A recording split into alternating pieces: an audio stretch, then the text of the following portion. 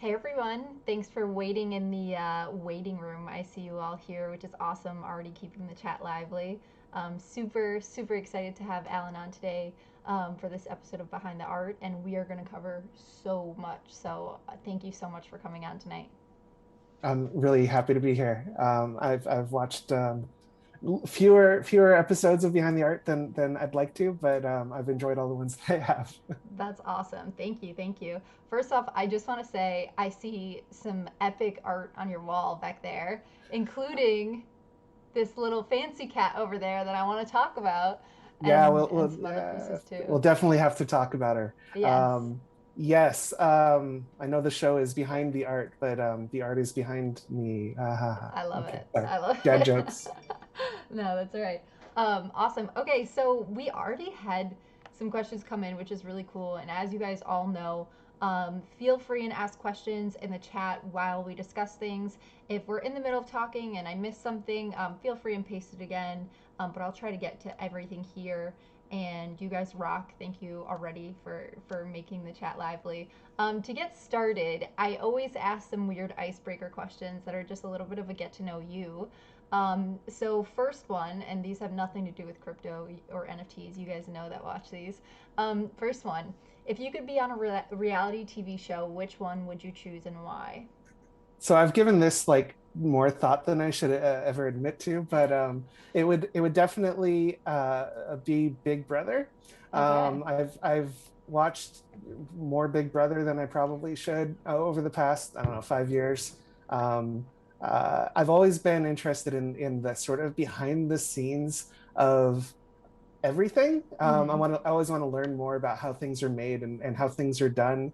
And the coolest thing about Big Brother to me is that you can, normally reality TV shows is heavily scripted and edited, and Big Brother, the TV show itself, is no different. But the thing that's so different about Big Brother is they live stream everything 24/7. Yeah. So you can see everything that actually happens, and then you can see how they turn those into storylines and edit that and put that on TV, 3 hours a week. And it's really fascinating to me. That's kind of how I got into it, was wanting to see how the sausage is made, and what better way than having that full access. And it turns out, like everything, there's huge communities of people who take turns like watching all of the live streams and taking notes on everything that goes on in the It's house. and crazy. and so you don't actually have to watch 24/7 to understand everything that happened, but you get such a different perspective if you participate in that side of things versus just watch it on TV. And so it's always been something that's been fascinating to me since I kind of thought about the fact that I can get that inside view. And of course, watching a show like that, as much as I have, you get to thinking about what it would be like to be on a show like that. And yeah, it would be fun. I'd be so bad at it. I don't know. Yeah, no, that's really interesting because, like, obviously there's the physical aspect of those types of shows, but also way more of it is the strategic and behind the scenes, like, gameplay. Mhm. So that is definitely a really interesting one. And that show, I mean, that show is like over 20 years old now, right? I know it's crazy, It's and they've been crazy. going strong. They continue to slightly reinvent the format Hmm. while actually, like hitting on the main points. That's also something that fascinates me, just to jump into a tangent real fast, is these long-lived products. My favorite example is probably Magic the Gathering, which has been going, I think, also for 20 years at this point. I should know better. But like they've managed to do something pretty epic where they're constantly releasing these new sets and new content and reinventing the gameplay, keeping the core really interesting. And it's everything that I kind of love, like the art and the lore and I mean, the gameplay, of course, and then the collectability aspect of it. I feel like a lot of what some people know about Top Shot, a bunch of the DNA comes from Magic the Gathering, but you know, Big Brother kind of has that same sort of like long history where they've had to reinvent themselves over the years. Totally. I love that. And my show is Survivor, which is kind of like a cousin to Big Brother, so Yep. I definitely understand that. That's awesome. Okay, next question. Speaking of Survivor, if you were left on a deserted island with either your worst enemy or no one, which would you choose? Let's see. Can I make you my worst enemy and then answer? No. No. I don't think that'll work. No. I'm one of the reasons why I think I'd be terrible on Big Brother is I'm kind of an antisocial creature by design or by nature, maybe. So I don't think I think I'd actually be pretty happy all by myself on the deserted island. Certainly compared to I if I try to figure out who my worst enemy like actually is, it's probably some terrible internet troll that just manages to get under my skin and no, thank you. Yeah, I can feel that. Okay, last question before we really dive in. What's your favorite piece of art that you own? And it could be physical, it could be digital, anything. Right. So like I said, I have tuned into some of these, so I was anticipating this question and came prepared. Oh, Um, nice. I love the show so and tell. this is a digital piece, but I printed it. And normally it lives in my hallway just over here leading up to my office. I call it my Katie Arrington hallway because it's I just love full of that. Katie Arrington art. And of all the pieces I own of hers, Racerhead's probably the most, quote unquote, valuable. It's a one of one that she did. And she also did a one of 50 or a 50 of 50 of the same character, which is awesome. And I actually own the number one of that too, Hell thanks yeah. to her. But this is my Oh, that favorite one's that I own. so cool. Was that a So commission? this was a commission, and I'm Okay, I trying thought to so. find a good angle here where it's not just going to reflect you at you. I love Um, that. can't really, but yeah. So this is actually an original character of mine called Thalia Moonbeam in the 31st century. Old school sci-fi fun. One day I will, I don't know, make a Netflix series or something I love that. featuring Thalia. I've been having artists commission her for over 10 years, starting with Marcia Takara, I think is how you pronounce his name, who's a like DC and Marvel comic book artist that I No was lucky way. enough to have create a rendition of Thalia. But I'm kind of embarrassed at how little Katie charged for this commission back when she did it, especially considering her recent drop on Maker's Place. Like, Well, you were an I early can't supporter. afford. Yeah, you were an early That's the supporter. thing that I love about this NFT space, and I really enjoy being able to be an early supporter, not because of the financial aspect, but Mm-hmm. because of sort of the communities that get unlocked and um, the fact that there's a financial aspect just adds this sort of magic sauce, which makes everybody just a little bit more invested and a little bit more careful. And I don't know. There's something definitely magical in the space, and yeah, I feel very lucky that I discovered Katie on Maker's Place when I did before she'd ever even done your show or most people had heard of her, and very very fortunate that she was willing to do that commission piece at She that time. is, yeah, she is so insanely talented. I am a huge fan of her work. And I love that you have had other artists commission that piece over the years. Can you tell me where the name Thalia comes from and like what the character is about a little bit? Sure. Yeah. So Thalia comes from a friend of mine from many, many, many years ago. I had reconnected with her on AOL after like she had moved away when in like junior high school, and her AOL screen name was Blue Thalia, Okay. and so I looked that up, and Thalia is like a Greek like muse, I think, and I liked the name. And then yeah, so when I conceived of this character and I knew that she had this electric blue hair, and she's a moon ranger. She lives on the moon. And the story is that it's the 31st century, but it's actually like more like the 23rd century. But Earth went to shit, and they decided we're just gonna like skip forward to the 30th century and like make things awesome. And it's this very like weird sci-fi like pulpy story. And so she's this just kind of fun-loving bounty hunter, space ranger who lives on the moon, and her blue hair like makes her stand out because she comes from Earth where everybody like does all this crazy like genetic stuff, but everybody on the moon's like all natural. But Mm. her backstory is that she ended up on the moon, so she stands out on the moon, even though anyway. So that, yeah, there's the whole story, but basically this fun-loving, super competent sort of bounty hunter who loves her toys and like tends to lose all of her money gambling on the moon. I love that. That's so cool. It like combines so many different things. Just a little bit of a what everyone says like degen. She's gambling, but she's a bounty hunter. She's doing all this cool stuff. That's awesome. And it is so cool to tell that story to different artists and then have them create it through their lens. I think that's an awesome idea. Is that another commission of It her? is. It Okay. is. I can Yeah, point. right there. Yeah. I So can this tell. one is not an NFT, and that one's not an NFT, and that one. Yeah, so I have a few on here that are not NFTs, and I have a few that are NFTs. And again, we'll get to the cat that's on there. But yeah, that's another rendition of her from an artist that I found on Twitter that you know I liked her take, and she does like a web comic on an entrepreneur who's starting like a coffee shop. And Yeah, so I've had, I don't know, maybe a dozen artists Wow. commission her over the years, and I plan to get a lot more takes on the character. That's awesome.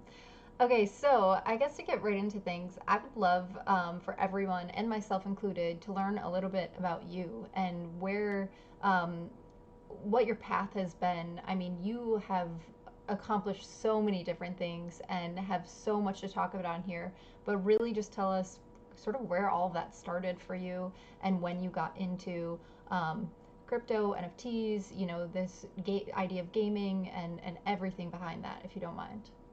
Of course, yeah. So I've always liked, emerging technology, all those sorts of things. I grew up in the 90s, and like the web was starting to be a thing. The internet was starting to be a thing. I mentioned AOL. I was big into AOL when that was the thing. And I had some, let's see, I had some friends in high school that we started making some independent games for the Macintosh back in the late 90s. One of them was called Snake Quest. And I think you can still go to snakequest.com and see I made the art for the game. I did No the level way. design for the game and sort of kind of designed a lot of the stuff there. The game itself is this kind of weird take on a snake type game.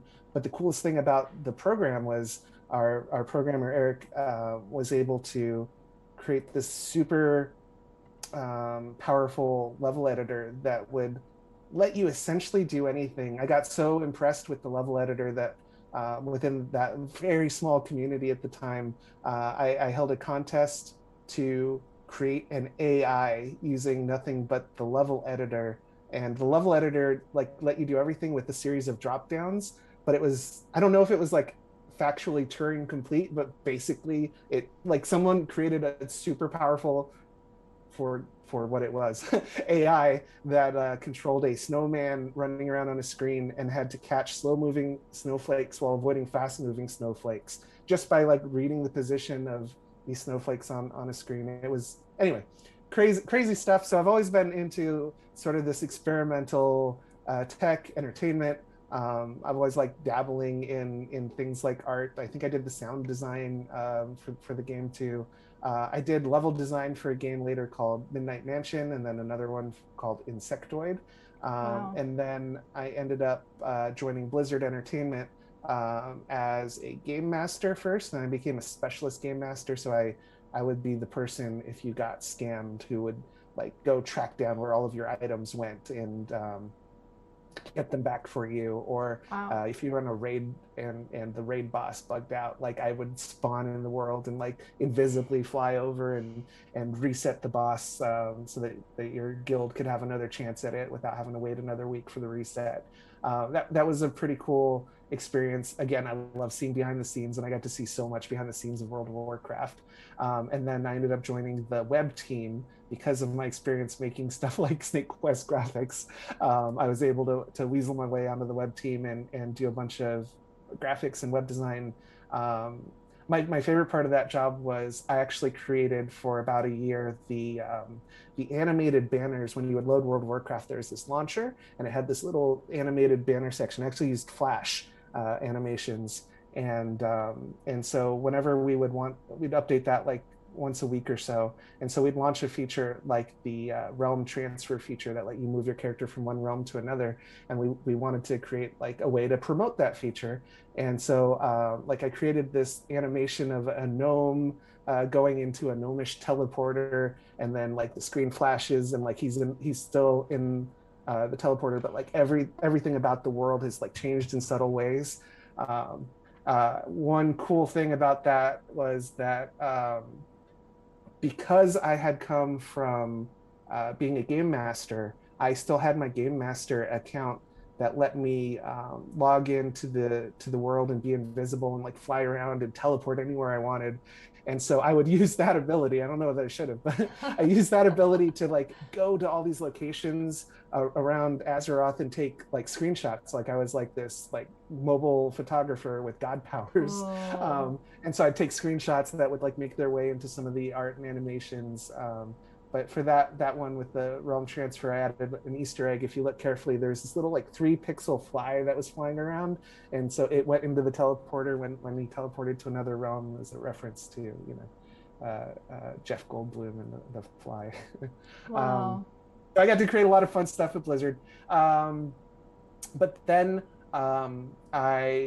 I wanted to strike out on my own, and the App Store was becoming a big thing. The iPhone was out. I had an iPhone. I loved it. I had always been into making games, and so I wanted to make my own iPhone game. And so I actually left Blizzard and moved to Las Vegas because Southern California is really expensive, where Blizzard is, and tried to make my own iPhone game. I did release it. It was called Beatboxes. Nobody cared. I was very bad at marketing it. Um, I I made it free for like 48 hours, and it actually jumped into the top 100 apps on the App Store. So that's my little like claim to fame on the App Store front. If I gave it away, people actually wanted it, and that was a fun game to build. But no, I didn't have any success there, and so I was kind of like thinking about what my next game should be, but instead I found myself like wanting to just not make another game, and not like feeling confident about my ability to like be successful there. And the savings were dwindling. So instead, I procrastinated and played a bunch of World of Warcraft and listened to Ready Player One probably 10 times. Um, Do you listen to that most of your books? I do. Me too. Yeah, and I love these days to walk and listen to books. It's a great way, but especially when Will Wheaton's reading to you.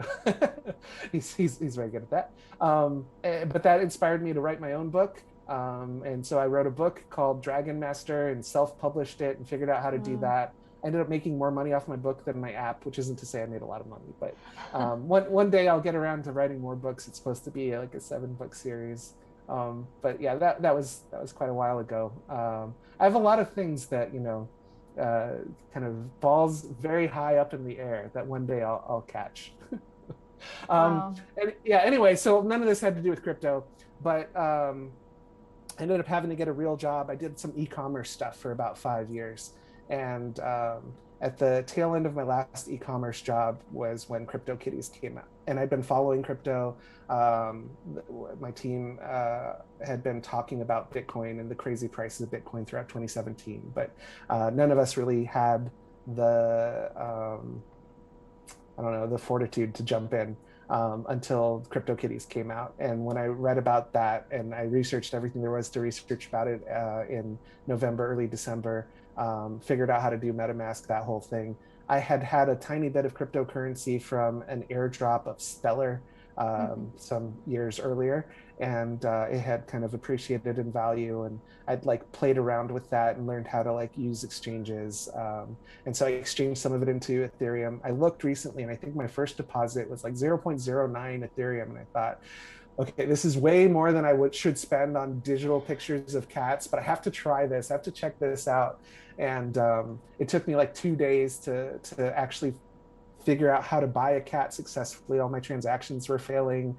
Had created like two different wallets and didn't even realize like why when I log in at home it's different than when I log in at work. That whole journey until I finally was able to buy my first cat, which of course led to buying another cat and breeding them together and then depositing more money and turning more of my crypto into Ethereum and then depositing more money.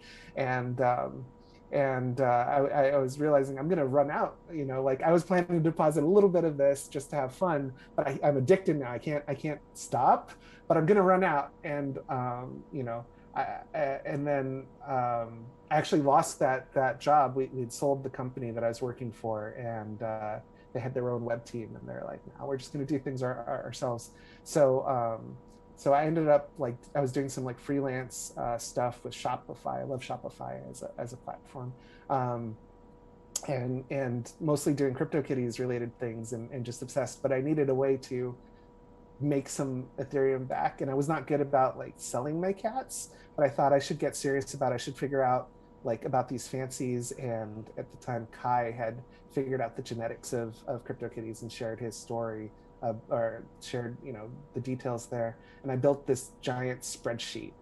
It was like I was at my parents' house for Christmas, and I locked myself in a bedroom, and I was making a spreadsheet for like 2 days straight over that Christmas, and just trying to figure out the genetics so that I could breed fancy, so that I could earn more Ethereum, so that I could breed more cats, because I didn't have any way to get more crypto. And I found out how hard it actually was, because it felt like, yeah, it should be pretty easy. Breed a red and white cat, and you make sure it has this um, pattern, and no, it was a lot harder than that to breed a Santa cat, as it turned out. But um, that led me to connecting with Poopy, who was huge in the Cryptokitties community. He's doing a bunch of giveaways of cats and like getting people involved in the community.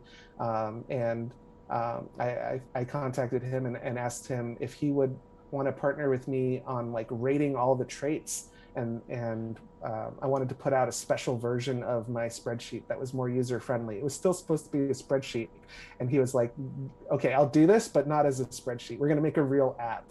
And so together with him, we created Kitty Calc, which in 2017 was, I think, the best way to figure out what would happen if you bred your cats together.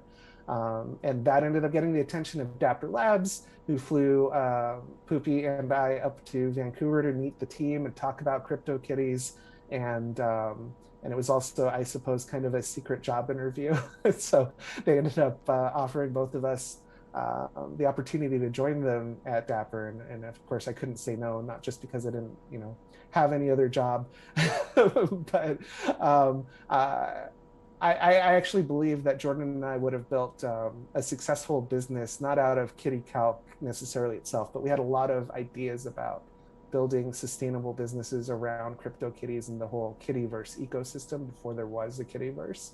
And I do believe that we could have been quite successful there, even with the way that things went down with the Ethereum network kind of causing CryptoKitties to like falter the way it did.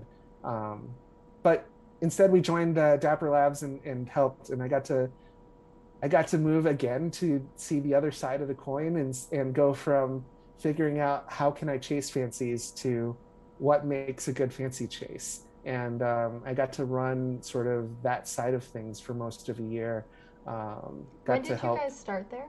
Sorry if I missed that. Um, yeah, no, so that was in 2018, in April, March. Okay. So it was Wow. 3 years ago, we started, and it felt like it was a long time between, like, crypto time. Oh yeah. It was a few months between like starting work on Kitty Calc and actually like starting at Dapper Labs, but looking back, it feels like it was pretty quick. um, but yeah, I was given the opportunity to kind of run, um, uh, called live operations for CryptoKitties, and do these trait chases and figure out I had a lot of thoughts as a community member about everything that the team was doing wrong or could be doing better or should prioritize and wasn't. And I got a very quick lesson in kind of reality. The team was working super hard and doing a lot of things behind the scenes and like running really fast to try to address the issues as they saw them. Um, and one of the problems that I felt they had was they had kind of lost track with the experience of breeding cats and being a part of like what it was like to actually make Cryptokitties and breed Cryptokitties or chase a fancy or participate in a new trait release because they kind of self-banned themselves from being able to breed and buy cats for a while Mm. because of the explosion in value and and they wanted to make sure that it was fair for everybody, which absolutely it should be. But as a community member, not even like knowing I would be a member of the team eventually, I was like begging them, like, just please, we trust you. Like, learn more about what it's like to use your product, because I felt like they'd make some different decisions, and then I got to join the team and helped shape where the product went and also helped understand what some of the limitations and realities were, especially with the Ethereum network the way it was. I just didn't understand like where things were going, and so that was really interesting, and a parallel to how some parts are going with Top Shot. I won't say that we feel that we're as disconnected from Top Shot the way that I felt that the CryptoKitties team had gotten disconnected from CryptoKitties, but the same thing has happened where we started. We were all participating in Top Shot when it was new and in closed beta and early beta, so that we could understand what we had built and what it was like to use what we had built in a live community with a real market. And we were very careful. We never used any of our inside information. Anyone who had access to sensitive information, couldn't do certain actions, that sort of thing.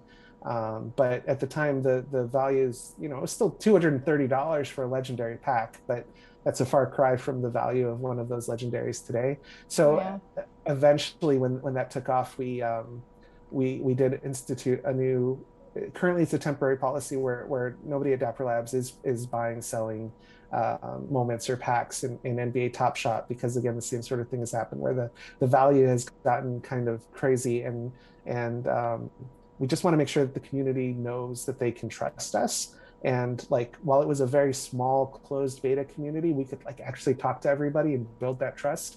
But now there's hundreds of thousands of people, and so um, I still think that there's going to be a world where we want Dapper Labs employees like participating, at least at the low end of the market, buying pre-order packs and getting to buy and sell and collect their favorite teams at the common level so that they make sure that everyone has that experience, especially any newer people who might not have had the chance to have that experience already. So we'll see where that ends up. But it's an interesting parallel to the early days of CryptoKitties and sort of my personal viewpoints on what it's like for people to play. I'm curious actually what you think, Josie, about that sort of thing. Uh, Yeah. you know, I think it's interesting, and I will say definitely have respect for the team in taking some of those precautions because it definitely can be viewed a certain way by community members, and I'll even give an example. But by the way, how many people are at Dapper now? we are probably just over 100 people all Okay, together, so and that it's includes big, like yeah. the team working on NBA Top Shot, the team working on aspects of the Flow blockchain, and the team working on. We've got our wallet, the Dapper wallet, which is its own product, and then we've got a great support staff as well. Okay. And how many were there when you and Jordan started? Um, I don't know an answer. I Okay. think it was probably 30 or 40. Okay. We started right when they became Dapper Labs. They actually spun out of a company, Axiom Zen, and Axiom Zen has another, I don't know, 30 or 40 people, maybe less than that, that actually work on other products that were all built. So Axiom Zen like was kind of this incubator for products, including Zen Hub, which is its own sort of standalone company now, I think. And then and there's also this extension Toby for tabs. I highly recommend everybody download it. It's a thing that Arthur on our team built, and we still support. And it's a great little Chrome extension for managing all those tabs that everybody has millions of. Oh my gosh, so many. Yeah, Toby, it's a lifesaver for real. Okay, Anyway, cool. but so there's those people as well who are part of the Axiom Zen family. But I think there were about probably 30 or 40 people at Dapper Labs proper when Jordan and I joined, Okay. and we were growing pretty rapidly at that point. Sure. So I guess that also factors into it, right? Of how many people could actually, participate and how big Yeah. it is. Because I'll give you like I guess two sides of it. For me personally, like with my own art, because I am the creator of it, I participate in my own market in the way that I keep the edition, number one edition of all of my editions. So if it's a one of one, obviously I don't have a piece of it. But if it is the typical collection of 21, I do keep one. And Mm-hmm. it's a way, some people have, said that they really liked that I've done that. And other people have said they think it's unfair. If I'm selling work, I should be selling the work. Huh. And I shouldn't be, which I can see both sides of it. For me, I think maybe if people haven't seen my work for a while and like what I typically do, maybe it would be a little bit confusing. They're thinking maybe I'm just gonna sell it for a lot later or something like that. And I've never sold. Won't say I will never, but I've never sold one of my personal editions. And also for me, everything I create is so personal to my journey and experience within this space and crypto, and why I even started creating art to get the message of Bitcoin and Ethereum and what it's doing for us across. I'm keeping a part of my journey. So for Absolutely. me, yeah, it's different, and I definitely will say that I do participate in my own market. I also have seen on the flip side some concerns, even with I love the guys at Nifty Gateway, but even concerns with the team purchasing some of the pieces Mhm. directly off the market. And then, of course, when they're doing these drop styles, other people in the community, it's them who the supply is one less, two less, or three less, how many ever the team is taking. So it's this weird balance that I think people need to hit. And at the end of the day, regardless of whatever you're going to do, I think transparency is key. Yeah. And upfront, saying what's going on and what the intent is. Because when you see a team member collecting something really early on, or like before the launch or right at launch, and then selling it 3 days later at whatever X, it doesn't feel great, you Mhm. know so it's just having the balance and having the transparency. And I think, even, I mean, I remember when I was chatting with you when we were working on the puzzle together, and we were talking about the fancy cat, and you were saying that you couldn't participate in the chase for a certain amount of time. And I Yeah. really respect that you guys do that, because I think it does give it knocks out some of that concern of like the insider information, or all of that. So I think there's a balance, and I think you guys actually hit it pretty well from what I've seen. That balance is killing me right now because I actually own one of every fancy cat that has ever been created. It's taken me about 3 years to get to the point where I could even afford some of these, Wow. especially some of the earlier, more rare ones. And I feel like blessed and lucky that by being in this space and thanks to things like Uniswap airdrops, Yeah. I was able to actually afford some of these cats that I never thought I'd be able to afford, like Schrodinger's cat, one of 73, Wow. which yeah, and so. But right now, there's one fancy that I don't own, which is Ellie, Uh-oh. which is our latest fancy, and that's because, well, for a while you couldn't even buy one on the market. Now there are some listed, but kind of for crazy prices because breeding's just so expensive. Yeah. Well, I think only at last time I checked, only 10 had been created. And the rule that we have is that we're not allowed to chase any fancies or do any actions at all like related to the traits involved in fancy chases, until 50 have been bred to make Mm-hmm. sure that, even if we have any kind of information about what's coming, it doesn't help us because we can't act on that information, obviously. And then we just can't chase the new fancies. And because of breeding costs being what they are, And not enough people had bred the new fancy for me to be able to get it. So I'm like Uh, one short of my complete collection. Is killing me. But Dang. this is probably, How yeah. many fancies are there? I don't know the number. Ah, I don't know that number either. You'd think I would. It's maybe 80-ish, Okay. maybe more at this point, something Okay. like that. Um, yeah, we used to release like one every 2 weeks, and it's we've had to slow down again because of Ethereum and gas and stuff. But it's been over 3 years of Cryptokitties. Wow. But yeah, we worked together on the puzzle, and it's a good opportunity to talk about that because um, I'm really grateful that I was able to participate in that fancy chase once that threshold was met, and once like the community had bred 50 of that cat, because I have my own personal crusade where I just happen to really like this background color or this eye color that results in a background color for cats, and it's called Twilight Sparkle, and it's this really nice like shade of purple, and it's not a very common eye color because it's kind of an advanced mutation. Not a lot of cats just naturally have that. You really have to try in order to get a cat that has that trait, and that trait determines the background color, which for fancies, all the background colors are different based on the eye color like gene of the fancy cat itself, and the rest of the artwork's basically the same. Usually there's like variants for some of them, but so I created a crusade to try to breed as often as I could the number one Twilight Sparkle of a fancy. Since I can't breed an early fancy, it's basically my version of a hard mode to try to breed the Twilight Sparkle version of it.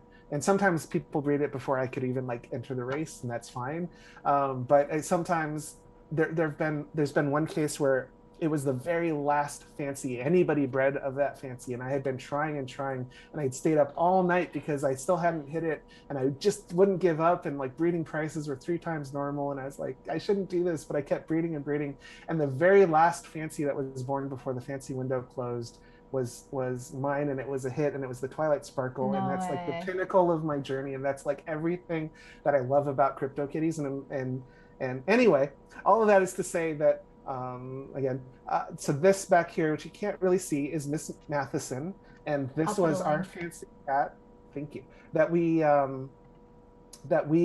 made in collaboration with you and with your puzzle, and your artwork, and what I have on my wall is actually a print of the number one.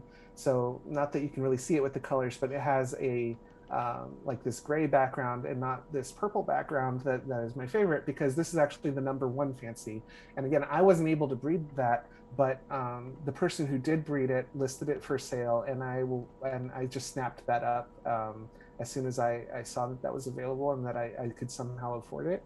And I'm so happy to own it. It's my only number one fancy that I own, and it's one of my absolute favorite fancies, because of the collaboration with you, the story, like everything about the chase that we did. Like we built a crypto voxels parcel with Cryptokitties as part of that, and I got to design a puzzle. So one of my favorite parts of being working on Cryptokitties was being the trait master and getting to create these clues for the fancy chases. And so a lot of people hate me out there, but I got to work with you and build a puzzle within Crypto Voxel's plot that was a lot of fun to put together. I think it took days to solve the CryptoKitties portion, Yeah. but it was solved. And and those clues led in part to being able to breed this cat, and also this cat had one of the clues that actually led to the CryptoVoxels plot, that people didn't know that we would be involved in that way in advance. So it was super cool. And as soon as I saw that number one available, I had to buy it. And then the other thing that I love about this fancy is I was also able to breed the number one Twilight Sparkle, like the first Twilight Sparkle Yeah. version of this fancy during that fancy chase, which was not easy, but was so worth it. That's so cool. That was such a fun puzzle to do. We had the it all for those of you listening. Some of you know and some of you don't, but a yours truly. There was a piece that I painted called yours truly, and I worked with amazing. Like everyone in the space, Neon District had a huge part in it, creating the main puzzle, and a huge shout out to Rob and Ben there. And then we worked with Cryptokitties, Crypto Voxels, obviously. We worked with, I mean, a ton of people: Axie Infinity, Age of Rust. I don't want to forget anyone. I feel bad. Super Rare. There was a lot. There was a lot. And we worked with everyone for this puzzle, and everyone sort of did their own part of the puzzle for some of them, and then Rob built a lot of the puzzles himself. But it was so cool, and I actually still have people DM me all the time that the puzzle is what got them into NFTs, and I was That's like, awesome. no way. And they were like, I had no idea how to solve it. I just like went around and around in the Crypto Voxels build for so long, and it was cool enough to just like hang out in there. And we even had like a little party and all this stuff in there. And they're like, but it brought me into the space, which was so cool. And that piece, I mean, it's just a dream that I could do a collaboration with Cryptokitties, because Cryptokitties was my introduction to NFTs in 2017. And we were breeding them at my house. I had 5 roommates. We lived all in a house together, and at dinner we were sending each other cats to like breed and like make babies and then send them back to each other. So it was so cool to have like something that was literally a collaboration with you guys, and I would never think that would ever happen. So I love that piece. I'm super happy you own it. And I've also like bought up some Miss Mathesons on secondary market for a while, which is kind of fun. And I've gifted a couple to some longtime collectors too. Um, that's awesome. I'm glad you have that. Also, Lander asked, "Have you seen the CryptoKitties wearables that I made? Remember the voxel cats that I sold for charity?" Hmm. And yeah, everyone was like, everyone thought I just made those, and then like I think after the auction ended or right before, I was like, "Oh yeah, crypto." Someone asked me, and I was like, "Yeah, CryptoKitties like approved it. I wouldn't like make them without approval." And they're like, "What? You should have said that. Like we would have purchased them for way more." And I was like, "Well, what do you expect? Like, of course I wouldn't do that without their permission." But no, that's funny. Yeah, that was one Um, of the coolest parts of the whole thing, was getting to see your rendition of the cats brought to life in Crypto Voxels. I think that our CryptoKitties plot still has one of those cats hanging out on the plot as well. That's so awesome. Yeah, and also, by the way, in the chat, me listening to this combo about kitties is like me talking to my friends and explaining why a Series 1 Luca moment goes for 7K. Yes.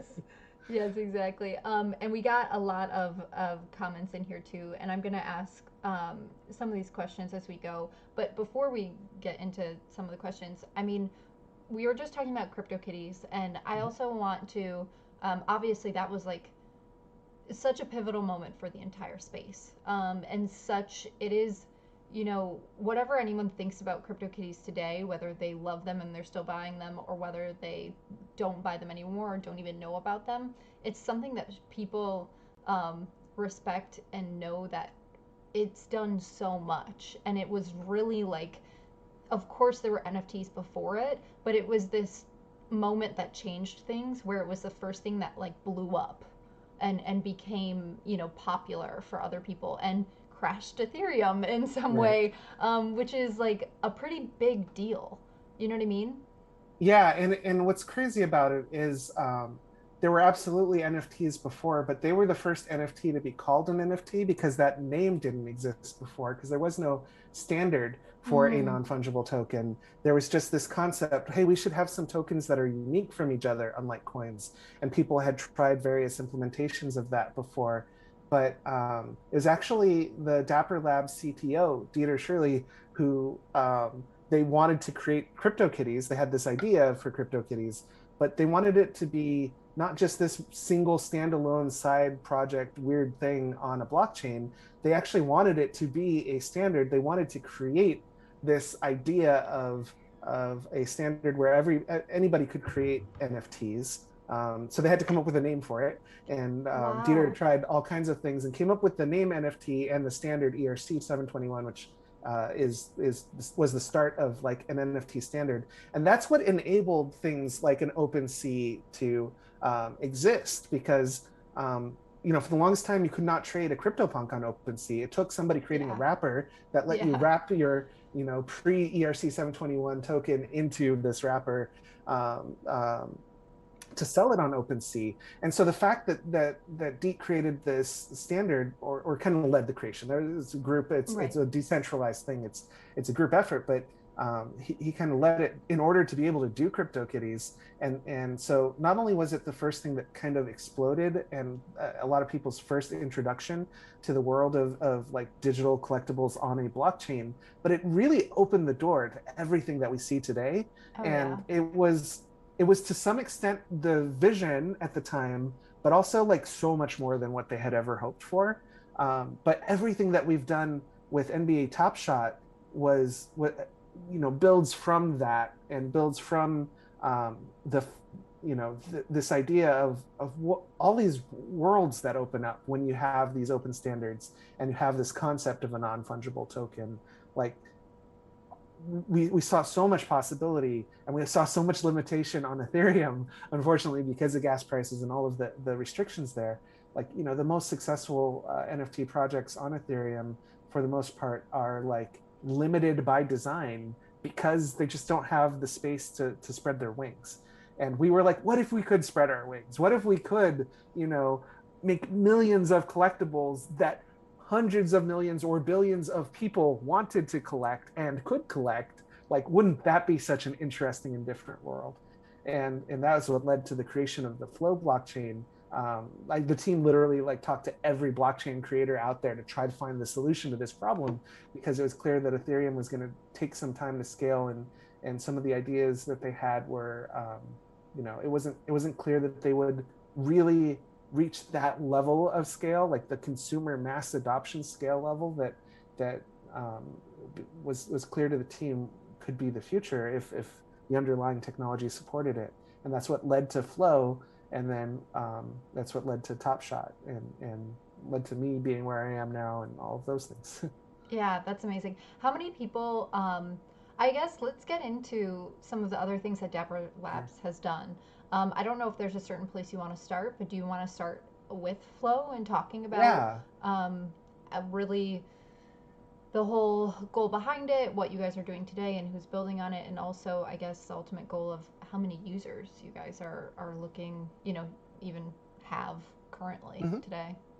Yeah, so Dapper Labs' mission has always been bring a billion people to the blockchain. Um, and it was always said with a completely straight face, even when, the idea of a billion people just seemed like completely ridiculous, like from where we were, right? But it was always their vision. And CryptoKitties was meant to be this kind of first experiment to see, like, can you build a consumer application on the blockchain that people care about? And the answer was a resounding yes. And then uh, the problem was, of course, you can build it, but then it dies because you can't scale it to that level. At least on Ethereum as it was at the time. And so, like I said, the team talked to everybody who was building blockchains and solutions, level 2 solutions, all of these things. Everybody was Lightning Network, for scaling Bitcoin at the time. And Ethereum ETH 2.0 was supposed to be right around the corner. It's supposed to come out in 2018. We're still waiting. But Yep. they talked to everybody who's building all of these things, and realized, like, none of them quite hit all the notes that they thought, because most of the scaling solutions people were proposing were like, well, okay, we can't build this super gigantic network, but we can build a small one that runs really, really well and have it talk to a super gigantic network. So if we just do that like a million times, then you can have a million times as many people on the blockchain. But the cool thing about CryptoKitties, that they only discovered by building it and by seeing what people were building on top of CryptoKitties, was that people were building on top of CryptoKitties. People were using these cats in completely unexpected ways. The canonical example is probably kitty hats, Mm. right? So we're a completely independent group. In fact, the guys who are like a big part of OpenSea now, built kitty hats as a way for a cat to own an NFT. So when you have an NFT owning an NFT, and it was done completely permissionlessly. They didn't even ask the CryptoKitties team what they thought about it. They're just like, we can build this, so we will. And like, that's exactly correct. That's what this concept of these open worlds and this interoperability is all about. But when you break up a blockchain into a million little blockchains, it doesn't work anymore, right? Because I can't build on the Cryptokitties like because I'm over here on this little, I'm far away. And so they knew that they wanted everything to be on the same kind of shard, this, everybody on the same blockchain working together. So it had to be a level one kind of solution, not a level two solution. And all of the level one solutions were basically like, well, what if we just centralized everything? Then it'd be really fast. Yeah. But then it's not a blockchain, and it's not, again, the ultimate vision. And so they made, again, Dieter, I have worlds and worlds of respect for Dieter. It probably comes through. And I love working with him. But he had this insight that the thing that like really bogs down the systems is you have to crunch all these numbers, and crunching numbers is done very well in a data center, which is why all of these like centralized blockchains, are so fast, is because they just get to run in the data center. But actually, all of that work is completely deterministic. If you just take a small set of inputs, you can do a lot of you can do a lot of work on them and have a small number of outputs. But the actual number crunching is deterministic. So what if you did let a data center do that, but you took all of the other important bits, like checking the math that the data center did, or pulling together like all of the requests that everybody who wants to include a transaction in a block, and you decentralize those parts, and then and basically broke the concept of a blockchain into these like component parts that each did one thing very well and made different trade-offs, because centralizing everything means you have to trust this entity. But if you take the thing that requires no trust, which is the number crunching, and you centralize that, and you have that be data centers, but you have the other nodes around it be completely decentralized, and all of the reasons why Bitcoin works and Ethereum works, then like, couldn't that work? And then they spent 2 years doing research and building tests and talking to researchers, figuring out, yeah, no, this idea actually can work. And that's how Flow is built. And that's why Flow is so promising. We're still in the early stages there, where it is built to be a decentralized network in its entirety. But you look at NBA Top Shot, and we're building like sort of like a mini.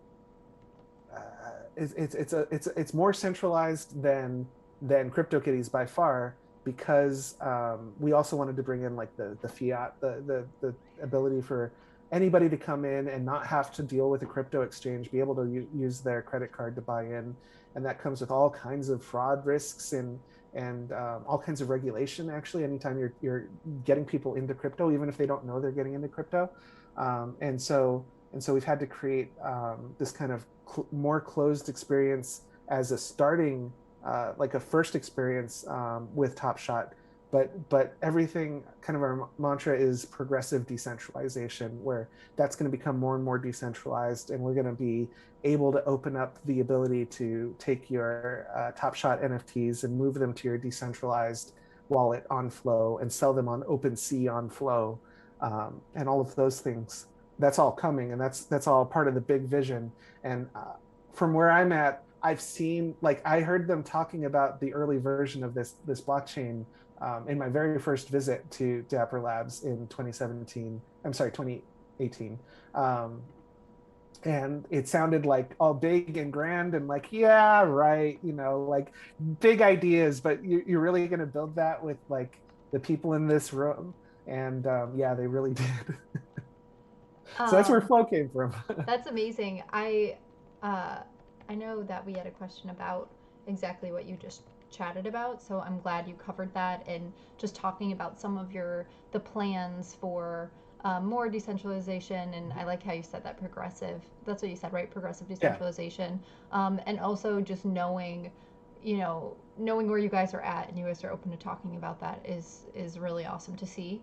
And I'm just making sure that it. Yep, he said that answers his question well. That's awesome. Excellent. Um, I think that is really interesting, and I always tell people, like, you know, people have asked me before about what I think about centralization versus decentralization and all of these different platforms and everything. And really, I think there are like two components to it, right?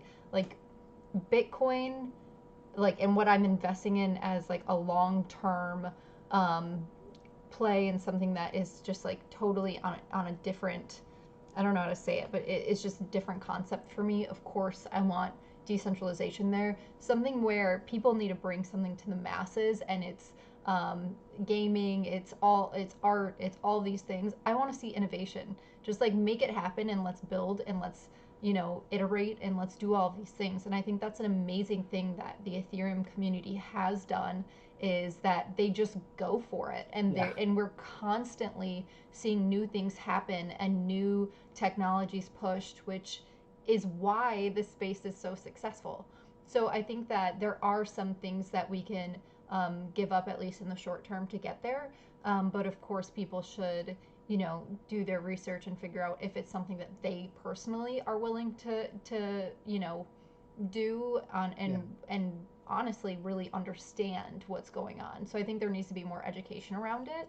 But I totally agree, and like um, what you said there about what you guys are doing.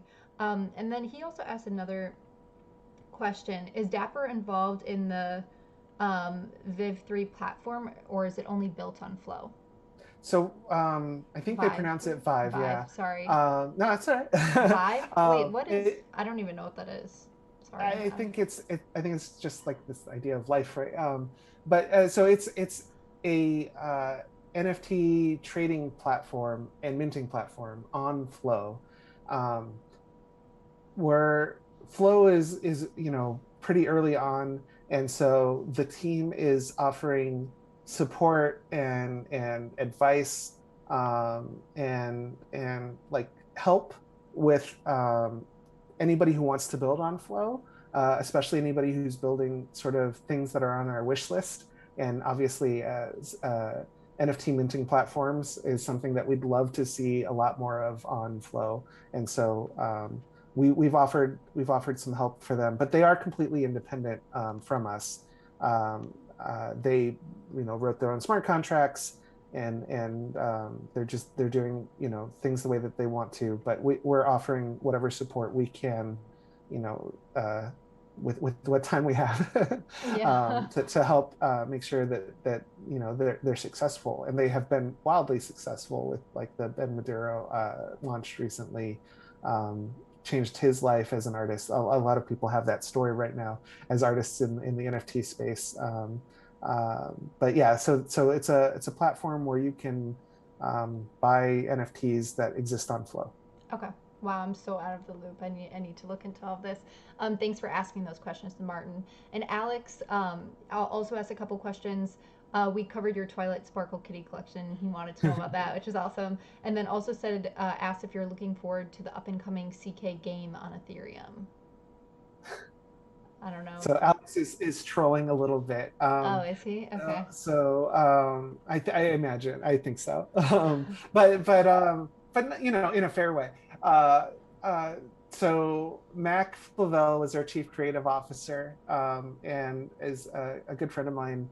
He was the first, yeah, he was the first person at Dapper Labs I ever talked to, in a video call, and he was kind of a mentor to me, especially early on.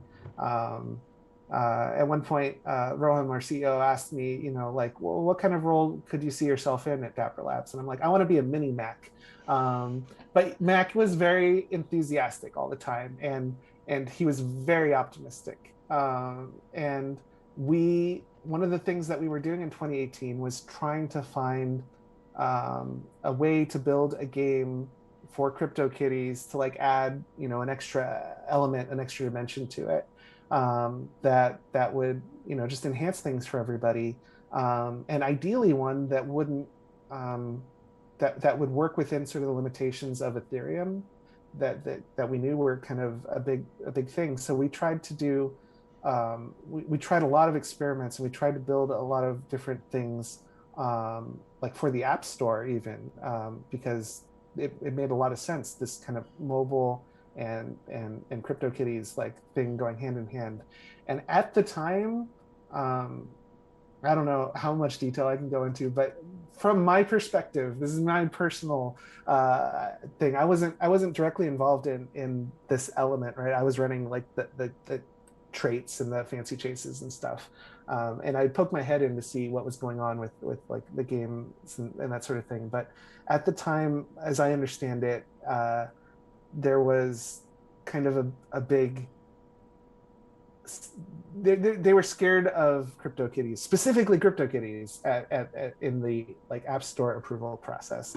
And at one point, like I think that they like reached out to wallets saying like you can't have this because they were displaying what Mm. cats you owned in your wallet, and it was specifically because it was Cryptokitties, and they didn't. I don't think they understood it, and they didn't want to deal with it. I think at the time, and I'm hoping things have been changing. I'm hoping that things will change, but some members of the team were very optimistic that we could get certain things approved that it turned out we couldn't get approved. And so Mac in particular made a pretty famous statement that the real game begins in November, I think he said, which is when the kitty clock ended. So there's this 1 year of new traits getting introduced in the CryptoKitties ecosystem. And the hope for the team was that we'd be able to kind of pick things up with like an actual game uh, that used the kitties that for a lot of practical reasons just couldn't happen the way that we had hoped. But so I think Alex is waiting for that game to come out. I will say that I do believe that now I'm really becoming mini Mac, right? I do believe that there will be a kind of resurgence of gameplay. Personally, I think that breeding cats is all the gameplay that CryptoKitties needs. I think that you could add a lot to it, obviously, but I think that in time we'll be able to bring CryptoKitties to flow, escape sort of the restrictions and costs, the immense costs that come with running on Ethereum, and I think that that's going to be a whole heck of a lot of fun for a whole heck of a lot of people. So That's a good that's what I'm answer. looking forward to. That's my Yeah. game. Yeah, no, that's interesting to know where you guys are thinking on that, and I didn't know some of that before, so that was insightful for me as well. And I don't know. Do you want to talk a little bit? If you want to talk more about flow, we can. If you want to talk about NBA Top Shot, I know a lot of people in here um, are definitely collectors and or wanting to be collectors there. And I mean, there's been such an insane amount of like hype and just success around Top Shot, and like I said again, like what CryptoKitties did for literally coining the term NFT, which I didn't actually know that they created that, which is freaking amazing. But doing what CryptoKitties did for the space in that time in 2017, I feel like Top Shot is did a huge thing in the space recently. So do you want to talk about that a little bit? I'd love to. So I view Top Shot as kind of my baby, in that it's um, it's exactly everything that I want in an NFT collectible platform. Because I got to help design it and I put in everything that I wanted. That's amazing. um, uh, I learned a lot from getting to experience CryptoKitties as a player and as a breeder, and then as somebody on the other side of the coin, and understanding the limitations and understanding like the live operation side of things, and understanding what it means to make a promise to the community, and understanding and way beyond CryptoKitties. Like I have delved into as many like random NFT projects as I could find the time for that appealed to me, and a lot of them do appeal to me. I love, like I said, the emerging technology stuff, and like there was this time when was a resurgence of micro NFTs because Ethereum was super cheap and gas prices were super cheap, and so you could do you could do like really fun small scale experimental stuff, and it didn't cost you $20 for every transaction. Um, and so I got to participate a lot in words and math and tune and RGB, which were these fun micro NFT projects. that like I feel like I learned a lot from. I learned a lot from experimental projects that came out of all kinds. I mean, I participated in everything from blockchain cuties to like I don't I don't remember even what they're if they're crypto bots or but they had like battles where you could battle your bots and win tournaments and prizes and learned about what worked and didn't work. Things like Ether Goo and Tron Goo and even like Cheese Wizards, which was our own kind of experimental thing we ran on Ethereum. Um, got to learn a whole lot from putting that together and helping design parts of that and that user experience. And even looking at something like on Wax, the Garbage Pail Kids, I learned what I didn't like in an NFT platform and made sure that we absolutely never did some of those things that they did that didn't I think work fundamentally. You know, as a collector and you look at something like Avastars, and I've got Avastars. Well, I had Avastars on my wall. I sold my founder. I listed it for what I thought was a Oh, stupid really? price, and somebody bought it. And You still, now yeah, you you have the picture at least on your wall. so I have my exclusive still up here. Okay, okay. I had to. I debated. I ended up taking down my founder and putting up my little WTF Eric piece that he made for me, which is not an NFT unfortunately, but is a super cool piece of art. But yeah, someone ended up buying my founder from me, which I'm grateful for because now I've aped into all kinds of random projects and gotten to have fun with crypto robots and crypto geishas and all of these fun things, dancing eggs on the blockchain, and and all of these artists who are discovering NFTs for the first time and like minting their first works. And I'm like, I'll take one of those, and I'll take one of those. Yep. Um, like we were talking about being an early adopter, I feel very fortunate that I have the opportunity to buy into a lot of pieces and discover all of these artists. But I have this love for this space and it's these things that people have done, and I have these strong opinions about things that have worked and didn't work. And so when we were designing the collector's experience part of NBA Top Shot, um, I've always been a collector. I've been a sports fan. I knew what I wanted, right? I knew like what I wanted, and I fought very hard to include as much of those things in the way that I wanted them. And I'm very fortunate that I work with a team that was weaker than I, and so I was able to get. No, I'm just kidding. They were very trusting of me, honestly, and the and like and and they also, I'm not trying to take credit here, absolutely not, for the things that are successful in Top Shot. I'm just saying why I love it so much is because it like fits so much. But part of the reason why it fits the vision of what I think is ideal is because I also was lucky enough to have a team that was you know, really good at arguing for all the bad ideas I had as bad ideas, so that I stopped wanting those, that sort of thing. So only my good ideas made it in, and everybody's good ideas made it into the project, and became part of the vision that I have of what a really good NFT collectible looks like on a blockchain that can scale. And so all of that came together in a way that I'm super happy about. And I had so much fun again when I was able to buy and sell and open packs. And not that anyone can buy packs today, which is unfortunate. And one of the things we have to deal with and figure out constantly is how do we scale this crazy thing that we've built and this level of success that we've seen, so that everyone can participate in it the way that we really think that they want to and that we think is best for them and for everybody else. But it's something that I feel very fortunate to have had the chance to work on, and I'm so happy that it exists. And I hope that everybody, like, I hope that people continue to innovate and have a lot of fun. But I know that some people will just copy everything because that's what they did with Cryptokitties, and I'm probably gonna ape into a bunch of those projects too because I'm probably gonna like what they do. You're a lover of most, right? Yes, this is true.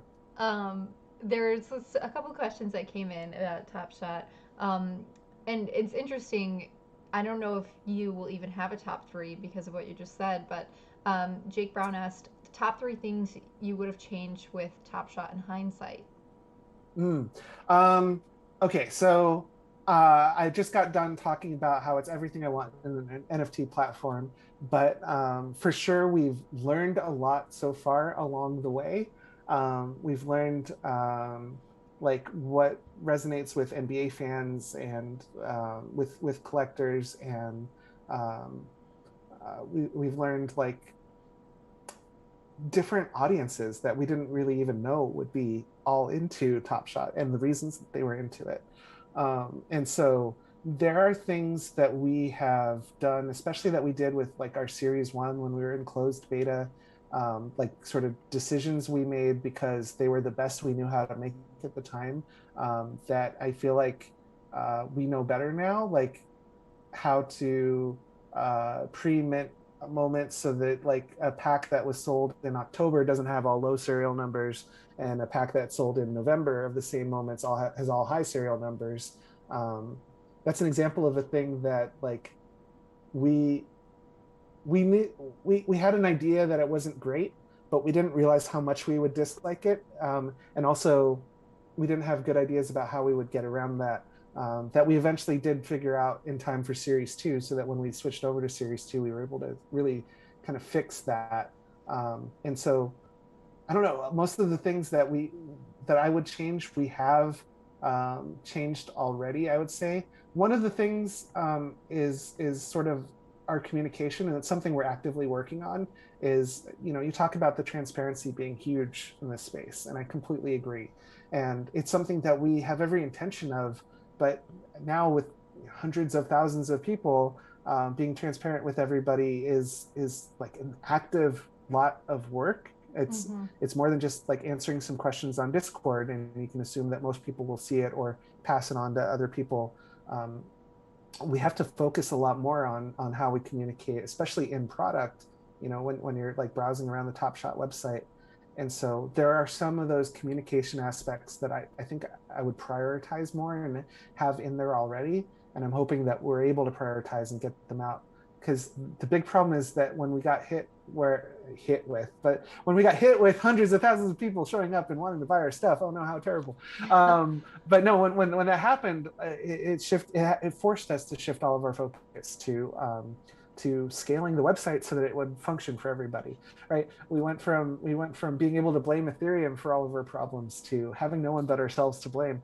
And we take responsibility, and we're working very hard to fix those things. But it meant that a lot of the in product work that we thought we would have time to implement, we have not had time to implement. And so I'm wishing we had prioritized things a little differently when we had more of that time. um, and that's things like showing a lot of the scarcity information on a very basic level. And as was the case with Cryptokitties and something like KittyCalc, I'm glad that there's these third-party websites that are out there sort of doing the Lord's work, so to speak. Right? They're getting the information out there. It's just that people have to go seek it out for themselves and know that they can seek it out and find it. Whereas it would be better if it was just transparently available for everybody. That's probably one of the biggest things that I would change, and hopefully we will change. As soon Yeah. as we. Bitcoin Louis said, I'm happy to hear you guys are even aware of optimizing communication. Some projects pretend they're perfect, and it's everyone else's fault for not doing your own research. Totally agree. Yeah, yeah. I am a big proponent of personal responsibility, and I think that if you're gonna, especially if you're gonna come in and buy spend $100,000 on a legendary, moment. I do hope that you're Yeah. doing your research Yes. first and understanding what you're buying into. But we should do everything we can to communicate, and I know that we have a lot of opportunities to improve there, Yeah. um, for And sure. communication is very different than, promoting huge buys like that with someone not knowing what they're getting into or potentially thinking that they can flip it for whatever price and then being stuck with it for a Yeah. while. So that's way different than, transparency with info. So that's on them. Um, and then also we had another question. Um, so uh, I'm sorry, I don't know how to pronounce your name. I'm just gonna call you Mech. Um, Oh, cool. I was just wondering if the recent outages are because of the faux blockchain or from the website front end tech. So I think today we saw that where you guys maybe were pushing one of the drops until tomorrow, and it seems Yeah. like it was to avoid, from what I read in the tweet, to avoid bots buying up the drop. Is that correct? Yeah, so we actually had two delays on this drop, which is terrible. And we'd had a much better track record recently that we have to kind of like reset the days since pack drop incident counter, unfortunately, today a couple of times. But part of it had to do with our just crazy scale. Our so sort of our payments infrastructure needed to scale up to the number of people that we knew would be trying to get into this drop and trying to buy. We wanted to make sure everyone had the best possible experience there, which is why we did the initial pushback. Initially, it was supposed to drop at noon Pacific. We pushed it back to 2 Pacific because our engineering team just wasn't fully confident that everything would go completely smoothly at that time. So we wanted to be really safe and get some extra fixes in once we saw sort of the number of people. So one of the interesting things about this drop is, for the first time ever, as a way to try to keep things more fair for the actual collectors, and disincentivize bad actors and people who are like literally just in it to flip and run away. There's so many people who actually want to collect these Mm-hmm. moments and who actually want to interact with and engage with the platform, and we want them to be able to do so. But when too many people show up to a pack drop who don't even care about the product, like that reduces the chances that they can get in. So we implemented for the first time this rule where you have to at least own 3 moments. We're not trying to keep people out. We're not trying to say, okay, like this is the community we have and this is all we want, right? We want people to be able to come in. We know there's a ton of people who will love this who haven't even discovered it yet. So we're not trying to keep people out, but we are trying to make sure that you have an interest in the product before we let you buy one of these packs, potentially at the expense of someone who we know would love to own those moments.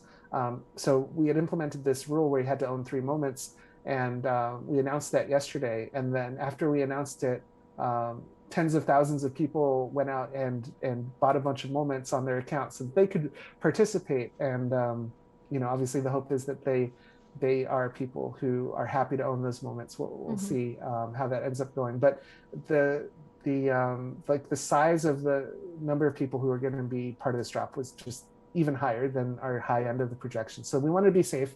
So we pushed things back for a couple of hours when we realized that we wanted things to be safe. And then what happened was, while we were upgrading all of our infrastructure and making sure that we were ready to handle everybody as far as the payment side, um, everybody was trying to access the drop, the delayed drop, and that included some botters who were trying to keep people from accessing it, Mm. essentially hitting us with like a DDoS style attack, right? Um, and and um, and they were preventing a lot of people from being able to even log in and get into the waiting room in order to get a chance to buy the drop, so that because they had already gotten in, right? And so now they're trying to prevent everyone else, and obviously that would not have created a good user experience. That would have been terrible for everyone. And so we made the hard call to push that back. And we've announced now that's happening tomorrow morning at 9 a.m. Pacific. And we've been working, actually the team's still working right now, at this hour, um, uh, to put in protections that will prevent those bad actors from being able to do that, and keep people out. And we're probably going to like open up that waiting room earlier and get people in, get them a chance to get in earlier, and all of these things to kind of address that. So that happened today. It's unfortunate. We've had a series of these kinds of growing pains um, where just the level of growth is completely unprecedented on the blockchain, and is something that our team continues to grow and learn to deal with. And uh, we've been lucky enough that because of our level of success, everyone's willing to talk to us. I mentioned, for example, how I'm a fan of Shopify, and I built Shopify websites, and I really enjoy that as a platform. We were able to talk to that team because of our success. They're like we reached out and we're like, you guys scale really well. You want to share some of your secrets with us? And they were happy to do that. And that's the kind of thing that we've been doing, is having these opportunities to talk to teams that have dealt with these growing pains successfully, come out on the other side. And so we're implementing a lot of things that a lot of people have shared with us and suggested to us, and we're pushing very hard to get as much of that out there as quickly as possible. But sometimes there's these like growth spurts that just get slightly ahead of us, and I think Of that's course. essentially what happened today, unfortunately. And I think that is really understandable, at least from my point of view. I mean, you guys are trying to obviously keep the community first and do what's right for the community. Yeah. And we've seen some launches where they launch and maybe didn't do some of that back end work and then immediately all sells out to like 3 wallets. And that's a huge Yeah. bummer for everyone else who was waiting for it and didn't pay, astronomical gas fees or whatever it is. So I think that is important. And you guys delaying it by, a couple hours a day, a couple days, like no big deal at the end of the day, in my opinion. I know people are waiting for it and they're up for it, but as long as you tell them the next time it'll be available, people have to give you guys a break there, in my opinion. Um, so let's see. I just want to make sure I wasn't missing questions before this. If I have missed questions, guys, feel free and repaste them here. And Nick asked, how many people are trying to get these, Alan? I don't know if you can share that. I need my first pack. Yeah, so these rare packs have been interesting. Um, because of the side issues, I couldn't give you like an exact number of how many people would have wanted to get in for this pack drop. But it looks like it was, well, it was more people than we've had before. And a couple of weeks ago, we did our Rising Stars rare pack drop, which was our last rare pack drop. What was super cool about that, actually, and this is something I haven't gotten a chance to talk about, that I'll just touch on really briefly, is our relationship with the NBA. The NBA has been a world-class partner, and we knew that about them, right? We knew that they're very picky about who they work with, and because they don't just like throw their license around, they like actually vet their partners and then work with them, and want to make sure that they succeed, and um, make sure that they're delivering value for the NBA fans at the end of the day. And so they're pretty exclusive in who they work with. And it was that success of Cryptokitties that got their attention, and was able to get us that conversation. And then it was the team's, like work on everything, including like the Flow blockchain, that got us this deal to be able to work with them to build NBA Top Shot. But they've been an amazing partner, and we were actually talking to their team, I don't know, a month ago, and they told us that that there's these plans for this all-star weekend. With COVID, everything was kind of up in the air, but they really wanted to do something fun to announce their rising stars this year, which these are the up and coming players that get special recognition in all-star weekend. um, and they viewed us as one of their rising stars, and so they No thought it would be really way. fun to have NBA Top Shot be the platform that announces the rising stars NBA players, and to do a fun set drop around that. And so That's so cool. they actually let us be the one to break the news about who made the rising stars teams. And we got to do it with a fun blog post, which actually featured the collectibles with featured plays from each of those players. It was super cool. It was really cool of them to like include us in that, and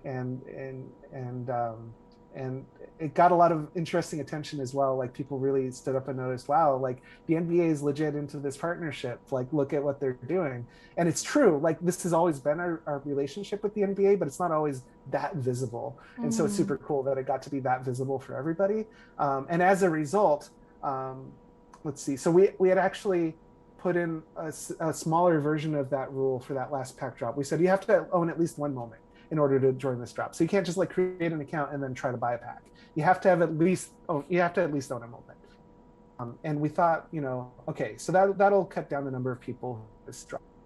And I can't remember the numbers offhand exactly. It was well over 100,000 people ended up in the queue to buy this. And what's insane to me is that represented 80% of all people who owned a moment were in line for that Wow. 80%. Like, I own a moment. I'm not allowed to be in that drop. Like, I'm what part of the 20%, right? Wow. I don't know. Like the number of the amount of engagement that is chart and something we have a hard time preparing for. So I don't know how we tried to get into this one, but it might have been close to a couple of 100,000 people. Well, not quite, because not people own three. The number of people who own three moments increased a huge percentage overnight, so that people could get into this drop. So yeah, no, I've never heard of kind of participation, right? Some of these people have had accounts since June, and 80% of them, made it on time for a Saturday, a Sunday drop right before the All-Star game a couple months ago. It just completely blows my mind. Wow, that's so amazing. And that really means something when someone is coming back, is a reoccurring collector. That's a Yeah. huge, I mean, that's amazing. 80% of people who had owned. Wow. I'm just blown away by that. I mean, huge congrats. And it's only going up from here, you know? Um, Bitcoin Louis asked, question for Josie. If you own any Top Shots, which one is your favorite? And you have, and which one do you wish you owned? I am sad to say that I do not have Top Shots, but a lot of the reason why is because I've been working, my head has really been in the sand working on my own project that I'm launching pretty soon in Q2. And I've been totally out of the loop, which is really embarrassing. But I grew up watching, I'm from Chicago, so watching the Bulls. And, I remember in college, like we would just be in our basement. Well, I think the team was like Butler, Joakim Noah, obviously Rose, Bellinelli, like all these guys play, and it was just so cool to see. And even going to like some of the basketball games in person, like it's just totally such an amazing experience. And I think what Top Shot has done has really given fans around the world really around the world the chance to participate in something and collect something in a way that they never could before. And even for me, who I watch less of the NBA now than I used to, but I have really fond memories, and especially what basketball means in Chicago for the people here, and how the Bulls has so much history to it that is just so crazy amazing what it's done for the city. I definitely need to own some, so it's going to be a goal pretty soon, especially knowing that I need to own some to get into future drops. So it's going to have to happen. So I'll tell you when I do, Bitcoin Louis, and we can compare and see what we think. I bet if Um, you create an account and share your account name with people, you might own some moments pretty soon. You should do that. all right, I actually have a hopefully. question for you, Oh yeah. Josie. While we're asking you questions, today Pranked bought one of your pieces, not from you, but bought one of your Mm-hmm. pieces for $330,000. Tell me Yeah, about that. that was awesome. So that piece, I mean, is is just such a cool piece for me because it was my first piece that I tokenized, number one. And then it was also the first painting that I made to just celebrate the NFT space. So it has, the 9 TV screens on there, and then some of them that the girl's not blocking, celebrate different projects within the ecosystem. And of course, Cryptokitties. I have a glitter kitty painted on there as well, and Yeah. CryptoPunks, and all these different projects, and even some that are actually projects that are not live today but were at the time, which I actually think is really cool for me, and especially considering the first piece I ever made in 2017, crypto art I ever made, called Genesis. It was a painting, and in the background there were the top, I don't know, I think it was like 200 market cap coins on Coin Market Cap, and it is a timestamp of history, right? Like I can look back at that piece and see all the different companies that I was like, oh my gosh, remember, even BitConnect is painted on there, which was a total scam. And obviously, I knew even when I was painting it, it was, but it's part of the history. Yeah. So that piece for me is like a super important and historical moment for me in getting into the NFT space and also just celebrating what the space was when I painted it. So I'm super happy for both the collector that sold it, BitBuzz. He's just been an amazing collector for so long, and then also for Pranksy to be holding it is just so cool. And I'm so happy to see that. And thank you to NFTs, of course. I still get a royalty with every secondary sale. Yeah, that's some So great. yeah, thank you. Thanks for Congratulations on that. thank And you. I actually think that a fantastic pickup from Pranksy. And he was on your show, what, 6 weeks ago? So I'm hoping Yeah. in 6 weeks I'll be pick up my own Josie original. Yes, Um, exactly. it, and one of the things about that, and one of the things about your art that I think you ever saw really playing in this space was the AR component, right? Mm-hmm. Is that accurate? That's something that I've been inspired by, and I actually keep ringing that bell within Dapper Labs. Like, and I'm not the only one, but our collectibles are these 3D digital objects that I think if like I would fill a room with empty shelves Oh yeah. and just have them be like all of my AR collectibles. Like when I hopefully one day the glasses, but Yeah. I'll hold up my phone and look at my shelves and see my collection on those shelves. Like if I could do that one day, oh, I'll be so happy. Oh, I totally agree. I think there's so many different things that we can push the boundaries with VR and AR. And like I mean, I taught myself what I did, so it's by no means like as cool as it could be. And there's so many people that are so talented in creating like fully immersive AR experiences, and like I'd love to see more of that because there is a difference with digital art and then actually having something that you can see right in front of you, Yeah, whether it's physical and on your wall or through the augmented reality experience. There's a different connection for sure. Not saying one is yeah. better than the other, it's just different. So I would like to see more of that happen for sure. Or even like having these like cool cubes that Top Shot has used in the art aspect, having those and being able to scan each side and seeing some of your moments. Like you can actually, what if you could upload a different moment to each side of a physical cube? Like how cool would that be? Like, Absolutely. and just have it even like dynamic and changing if you sold a moment and you get a different moment and you can upload it to that side of the cube. Like so cool. So yes, I'm all for that. Um, we also had a question, Dodd Franco. Who is Alan's favorite artist, traditional or NFT? Maybe both. Yeah, so I shared my favorite piece of art is this Katie Arrington commission. It'd be difficult for me to not answer Katie Arrington Yeah. as my favorite artist right now. I have a lot that I do really like, but I think especially given the that early adopter history and like that connection that comes with that, And how awesome I she is. I mean, she's amazing. she's so Her cool. artwork is all amazing, and it speaks to me like in the it's this. It tends to be this kind of saturated and life filled, artwork and these depictions of characters that have just such personality that really shine through. I totally love that, and so yeah, I think, and congratulations again to her on her recent Bull versus Bear Maker's Place drop. Like really cool to see her have some success, like some really big success there. Oh yeah. Um, yeah, so I think Katie Arrington probably I gets think my that's a vote good there. answer. And you guys should watch her behind the art episode because she is a total badass, and that was an Yeah. awesome episode. Um, Bailey X, when will the platinum packs drop? How and what was the reasoning behind platinum ice packs? Yeah, this is one of those things where the communication, like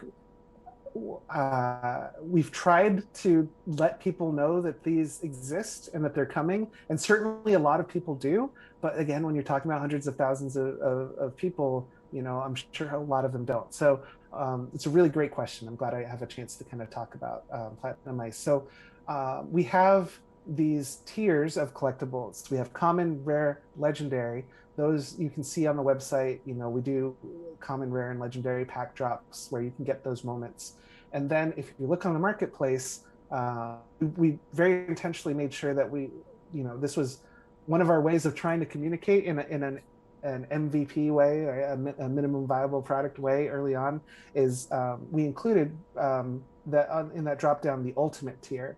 And we did that because we knew things that we liked about collectibles, and especially in the sports collecting world, that one of one and that like ultra small edition size collectible, the like 3 of 3 in our case, is so key and such like a standard and a staple in the space. We knew we wanted it, but we also knew that like releasing those too early would associate Top Shot too much with like exclusivity and potentially like really high dollar values. And we didn't want that to be the narrative. I mean, you know, still people are spending $200,000 on a legendary, and that is the narrative in a lot of these news articles you see, or at least it's the headline. But often the news articles do a much better job of explaining, what's so cool about the product that we have. But we have this ultimate tier. We've had it from the very beginning. The very first 150 NFTs that we minted on Flow on Top Shot are our Genesis set. It's an ultimate set of 150 different one of ones, and it's the first 150 plays that we ever added to NBA Top Shot from 150 different players, which includes LeBron, and includes John Morant and Zion Williamson, um, um, and and so we have these NFTs, which we've been telling people we were planning to one day auction those off. Um, uh, but we didn't want those to be the story. So we've been holding off on those. And then we wanted something like those celebrate the very first 150 NFTs ever created on the Flow. But we wanted something that's special for the other NFTs, or the other plays, and some of the players who didn't make it into that first list of 150. And so what we've done is we've actually created this Platinum Ice version of every single play that we've ever created for NBA Top Shot. Generally, the first 3 collectibles that we ever mint are the Platinum Ice version, and then we close that off to ensure that that's an edition size of 3. Which I don't know how much sense this makes if you're not like pretty intimately familiar with Top Shot. But essentially, there are these super versions of every play that exist, that are in this ultimate tier, that are in the set called Platinum Ice. They look badass. Been able to share sort of a preview of them on an infographic that you can find on the website. Again, we've tried to tell people that these exist, but because we're not actively selling them, a lot of people might not know. But there's these like super slick glass cubes with like this cool lighting and this etching, and the team did a really great job of making them stand out, making them special. And I think currently we're talking about the first maybe 3 Platinum Ices actually being available for sale in probably and this is all very subject to change, but probably like towards the end of the playoffs or the beginning of the off season this year. This is again assuming that we can fix, and not have like some stability issues and a lot of these growing pains. But if we can get there, I think we'd love to have that be this year, that some of those first Platinum Ices will be available. And it's gonna break the internet when we announce some of Yeah. that stuff. Okay, It's that's it's, it's gonna be awesome. huge. It's gonna be, and I'm really excited to get to share more details when it's time for those. Okay, that's awesome. Um, oh yeah, Nick said throw a couple randomly into base packs like Willy Wonka golden tickets. Yeah, So I would seriously. love to actually do that. I think it's worth addressing that, because again, we're working with the NBA, who's this international global brand.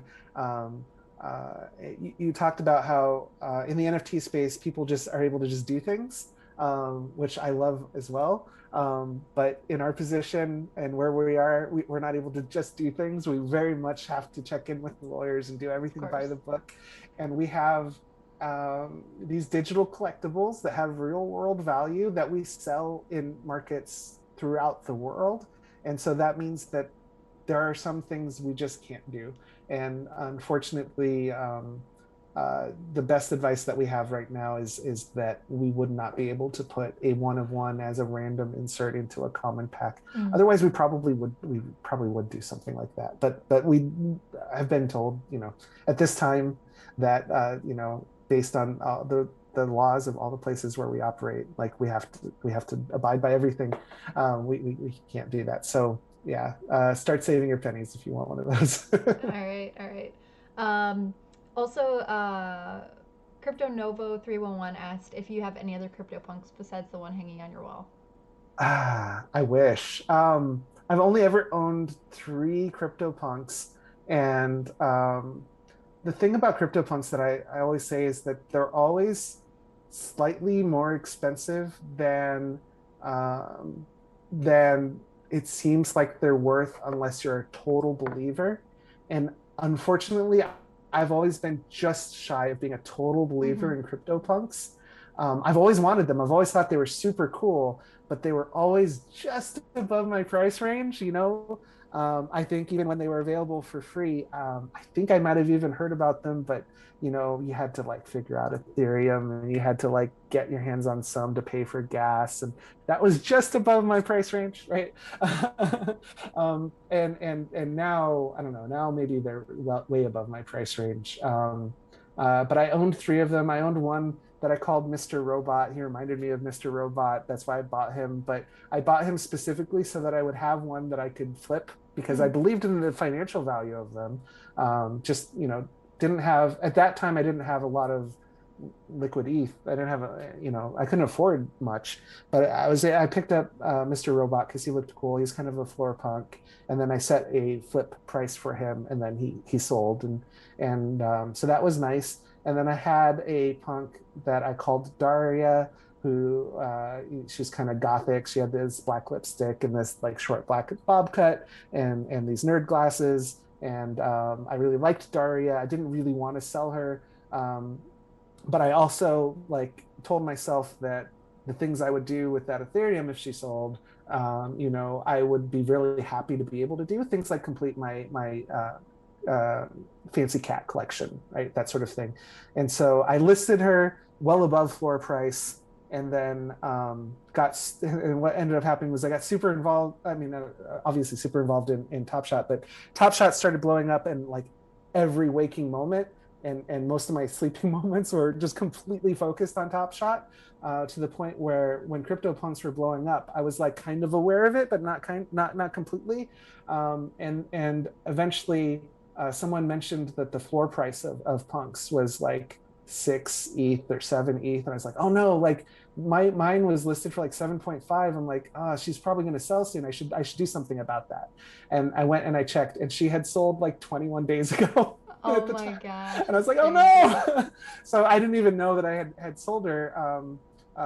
But like I said, I was able to use that ETH for good things, and so I try not to be Exactly. too choked up about it. But I really did love owning Daria. I wish I had Mr. Robot too. But this one that's on my wall is a crazy hair, nerd glasses, beard, smile. That to me, slightly darker skin, like that to me was the Alan CryptoPunk, like of all the punks. Like to me, that was the Alan CryptoPunk, and I was able to pick that one up, and I told myself that's my hold punk, right? I'm. It doesn't matter. You can offer me a house for this punk. I'm not going to give it to you. Um, I hope no one ever offers me a house I to was put, gonna say, you you know, guys go offer, go place offers. No, I'm just kidding. but that's my plan. Is Mm-hmm. my plan was flip Mr. Robot, get a lot for Daria if I could, and hold her forever if I couldn't, and be very happy with that. which is my general NFT philosophy. Like Yeah. even Racerhead, which is my one of one Katie Arrington, is available for sale for like stupid amounts of money, to like I think house money. And yeah, okay, if someone wants my Racerhead today, then I'll take a house for her. But my CryptoPunk, my Alan CryptoPunk is my hold punk, and so it's the only one I own that anymore. And yeah, I don't believe that anyone's ever going to own that other than me or and my descendants, right? Yeah. And maybe they'll fractionalize it and split it up. I'll have to teach them how to do, or maybe that'll be second nature by then, right? You know, Yeah. kids these days are going to grow up, fractionalized is going to be part of their vocabulary probably. Totally. No, I totally know what you mean. Because even when I was, I was buying some punks. My first punk I bought to make a painting of it, and I wanted to own it if I was going to Mm-hmm. paint it. And I asked the Larva Labs team if I was allowed to, of course. And they were like, "Of course, you don't need to ask us. Like, go for it." And I was like, "Okay." And then, so that was the first one I owned. And then I think shortly after that, I totally know what you mean because it was the opposite for me when you said, oh, you really love the look of them, but you weren't sure about the price. I actually really didn't love the look of them when I first, got interested in them. Now I do, and if it's grown on me so much, and I'm really fond of it. But at first, I didn't necessarily love it. But then I was like, there's some selling for like $80. Okay, some for like 75. Sure, I'll pick up a couple. And obviously, I'm so glad I did. I've never sold any of them, but I still have my small little collection. But I had the opposite issue of just me not necessarily loving them at first to look. But they're so cool now, and I'm so happy to have them. And especially, I'm so happy I've never I don't really sell any of my NFTs on the secondary market once I get them, but if I did, I'm so happy I never sold the one in that painting because that for me, I bought that one as like the Josie punk. Like you bought this one as the Alan punk, and you'll never give that away. So I love it. I love it. Um, oh yeah, he said trade you a crypto punk for a platinum ice moment. Yeah, I'm sure you would. Try cool.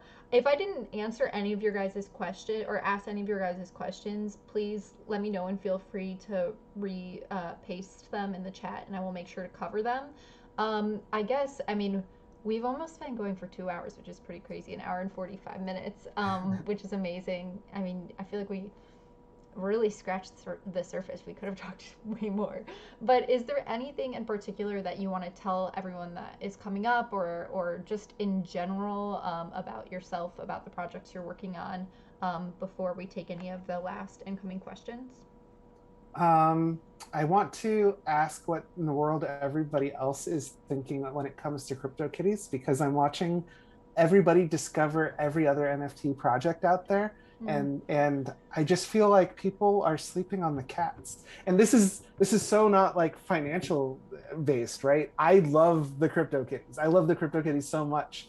And I'm not complaining because I've been able to go and buy a bunch of cats that like you mentioned glitter is in that piece that you have, and there's also like Decentraland and Mm-hmm. Cryptovoxels. But it's so cool that glitter's there. Glitter's one of my favorite cats, and one of the things that we did when we created glitter was we created two versions. We created a fancy version that people could chase and be accessible, and then we wanted this to really be the community fancy.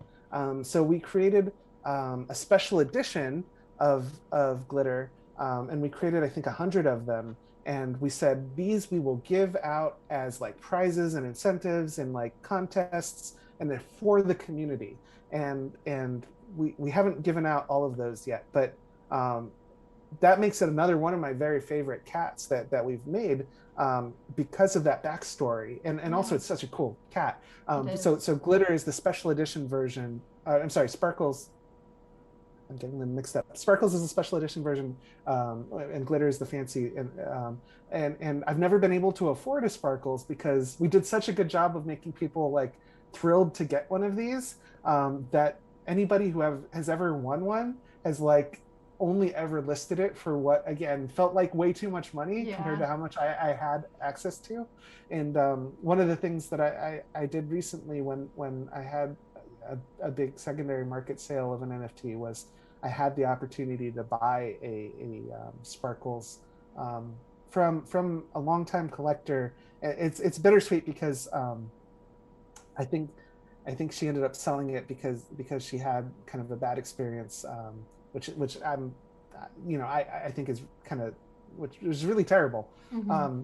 But it was listed on the marketplace, and I was shocked that someone hadn't like bought it up immediately for the price, and so I was able to pick that up, and I'm very happy to get to own that cat. Like I said, it means a lot to me, and it's actually special to me that it's from Queen Cryptoria, who was the old owner, because I know that she's always had a special relationship with the cats, and I hope that she comes back, and then I don't know, maybe we'll work out some kind of like dual ownership thing if she's interested. Anyway, but where was I going with all of this? I don't even remember. Well, we were. No, Oh, that's right, okay. right. Asking about like yeah. So like people have been getting into all of these NFTs. I don't know if you followed the whole like moon cats thing, Mm-hmm. right? People like dug up an old dead NFT project Mm-hmm. and like minted it to sell out. And yet people have not really discovered like all of the amazing stuff that the Cryptokitties has to offer. And I think Mm. part of that is the fact that it costs like I don't know, $100 to breed a cat. So no one should do that. To be clear, it's too much. um, um, but there's a lot of cats out there that you can just buy for very Adopt a reasonable cat. prices. Yeah, adopt a cat.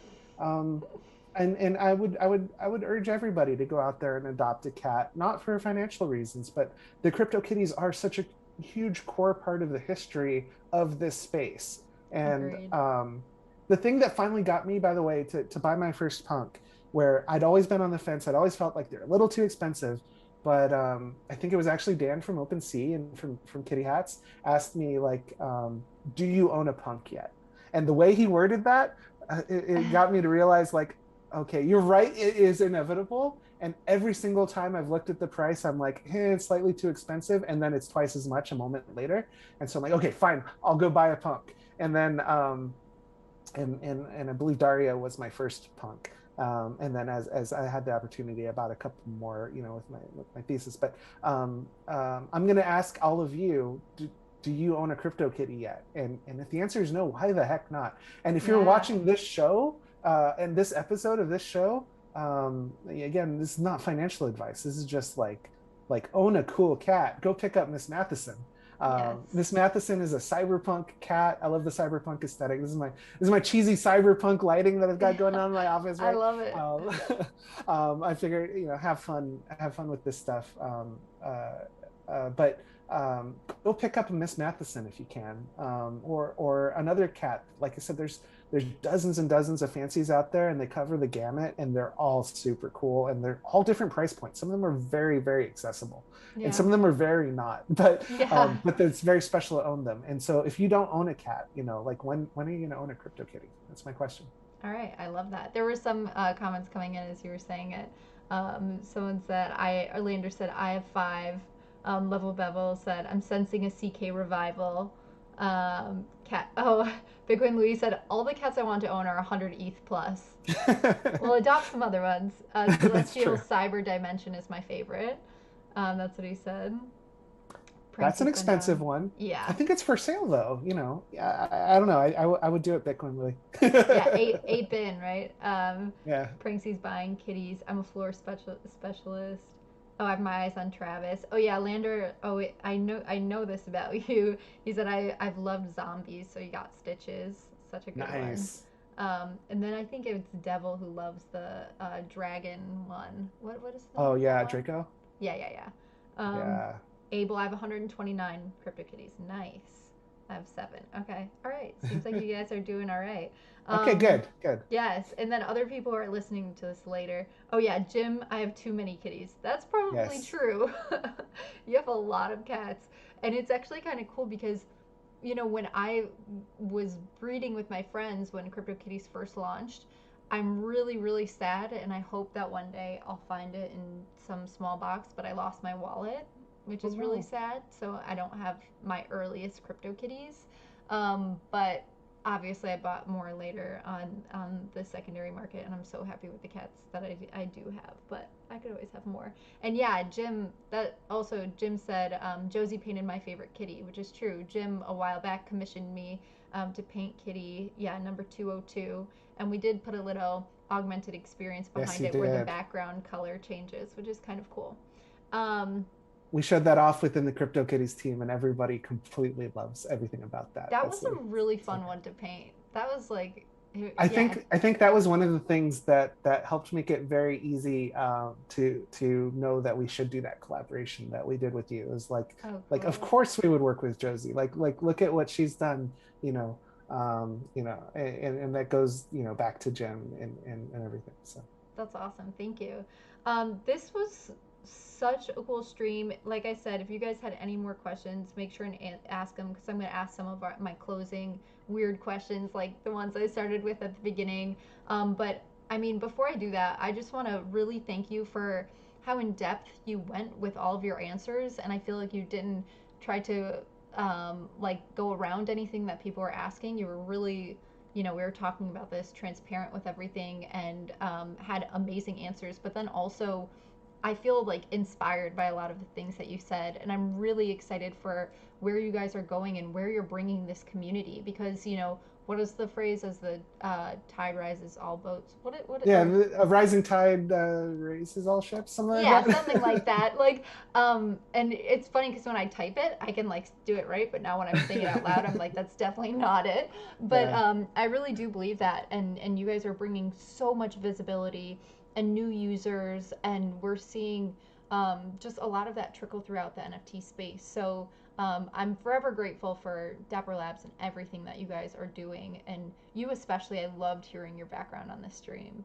Well, I'm also forever grateful for this opportunity that we've all had, and for like just the vision and belief that especially the leadership team at Dapper Labs has always had around this space. Like there are a lot of companies that I think take a very cynical approach to this, and Dapper Labs has never struck me as one. Back when I was just someone like trying to understand these crypto kitties, like everything about how they communicated what they are, and like the promises that they made about like these Gen Zeros are going to come out for a year and people can breed these and they're going to live forever on the Ethereum blockchain, and just like they explained things in such a way where I believed them, and that made it so easy to like jump on the opportunity to join the team when I got that opportunity Mm. and that offer, and then hearing their vision, right? Like I said, I was skeptical of the vision of like, let's just build a new blockchain, like it's crazy. But they've proven, every step of the way that this vision holds up. And now we have like NBA Top Shot, and some people are essentially like comparing us to like the next ESPN. And even within the vision of Dapper Labs, NBA Top Shot is like maybe a quadrant of what we are and what we have to offer.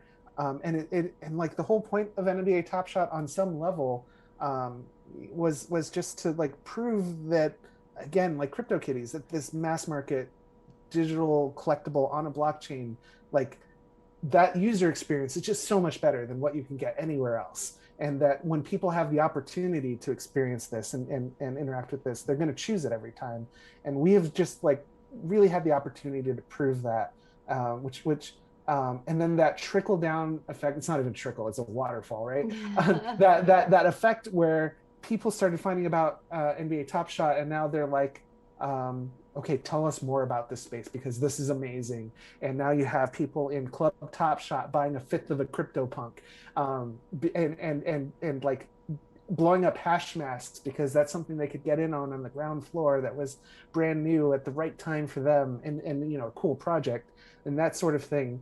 I'm loving this. I'm loving seeing this renaissance in the NFT space. Like I said, I've been buying so many random NFTs and adding them to my collection, and really loving that opportunity, and just I'm very, very grateful to get to be a part of it. and I feel like I'm reaping all the rewards of getting, like I said, all of these new artists who are showing up in the NFT space for the first time. Like, it's a dream come true. I can collect so much awesome art, and I'm really just loving it, and I'm glad that everybody else is getting to experience that as well. And as much as like things feel like they've exploded and just gotten to a huge level, because I believe in the Dapper Labs team and the vision that we have for where we're trying to go, I actually believe that this is just a tiny part of a huge puzzle. Again, this is not financial related whatsoever. This is just Yeah. like the universe of what's possible. And when I say my kids are going to grow up, and fractionalize is going to be a part of like their vocabulary, I honestly, truly, 100% do believe that. Yeah. I don't think I'm going to. I think my kids are going to be explaining NFTs to me before very long, and it's great. And I think Dapper Labs is going to be the center of that, because they believe wholeheartedly in what is possible, and they come at it from such a pure perspective. And there's stumbling blocks along the way. There's difficulties. There's new challenges every step of the way, but they never back down, and it's a dream to get to be a part of that team. That's amazing. I Level by Level actually said it really well. They said Alan's energy is infectious, and it's so true. And everything you just said, I mean, it is inspiring, and it is just so amazing what we're a part of, It honestly. And is. it It is is. still so new what we're a part of, and there is a chance for every single person that wants to be involved in it and make Absolutely the space everybody. better. There's a chance for everyone to do that, which is amazing, and I feel really lucky. Um, Oh, Level Bevel also said gas is so cheap. Just got 2 new kitties. Congrats. All That's right. awesome. Okay, cool. I'm gonna ask some of these closing questions, and we'll see if anything comes up along the way too, and I'll squeeze that in right before we end. Um, what is your favorite item that you've bought this year? It does not have to be an NFT. Okay, my favorite item that I have bought this year. Okay, this year has been like a decade long, and also like maybe 10 minutes long. Okay, I'm gonna give a stupid answer, which is my mood lighting. Yeah, that's not that's stupid. that's new this year, and it makes me happy to have my cyberpunk atmosphere. It's totally juvenile, and I love That's not at all. it. My favorite purchases is water bottle. So, Nice. um, the if you could instantly become an expert in something, what would it be? Ooh, so I love, let's see, like I said, I love getting to experience the behind the scenes and the background, and the journey is so much of the fun. So becoming an instant expert feels like it would take some of that away, but there's something that I always wish that I could do, and I have learned I don't have the patience to become an expert at it, and that is art, right?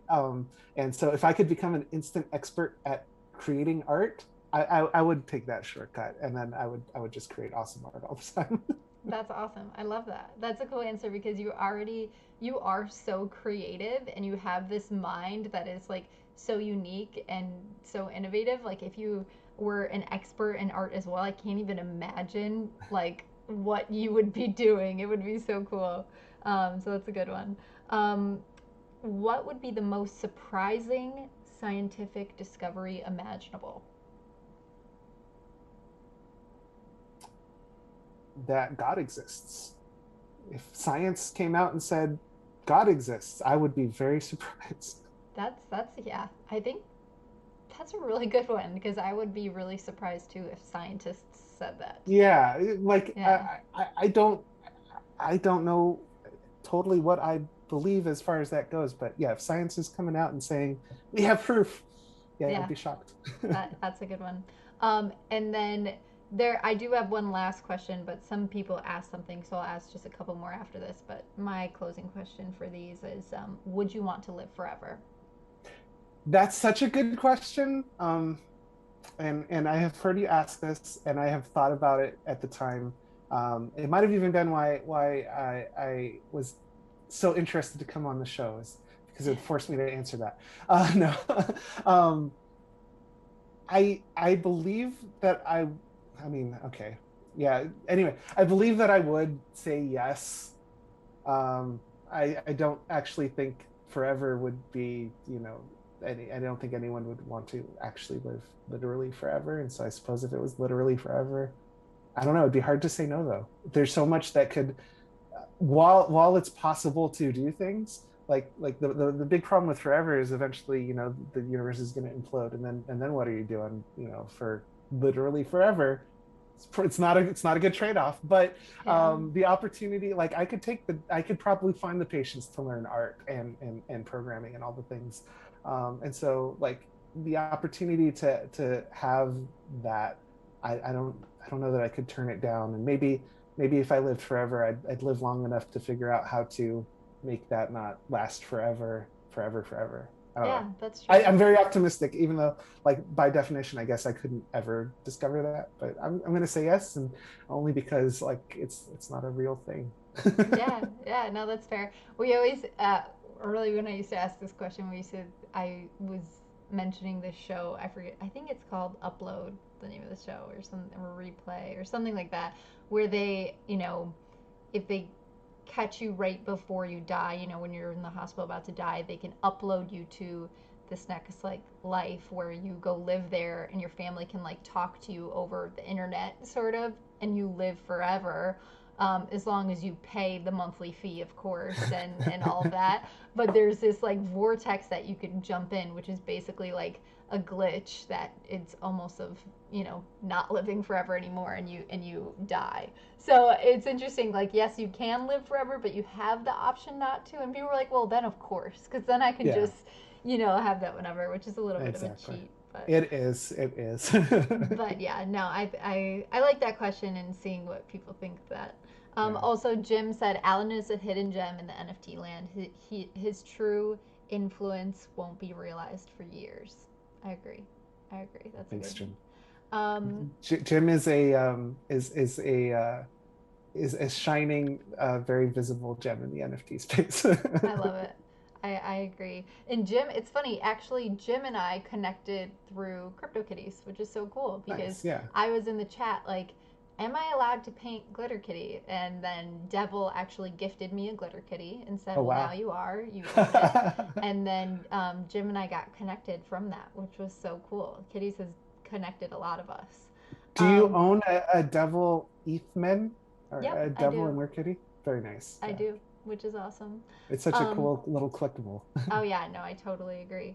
Um, and then Bitcoin Louis, I don't know if your question is for me or what Alan's opinion is, but he said, serious question. What Josie artwork would you recommend for a first time buyer?